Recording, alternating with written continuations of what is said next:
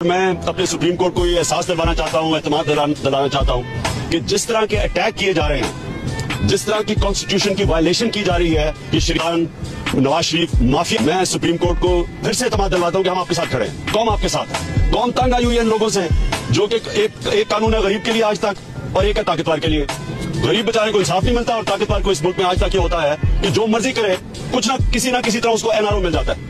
यानी ये किस तरह के ये मुल्क को किधर लेके जा रहे हैं। जिस आदमी को जेल में डालना चाहिए, यानी ये खुद ही पाकिस्तान के सिस्टम को क्रिमिनलाइज कर रहे हैं। यहाँ इनके ऊपर पलंदे हैं चोरियों के।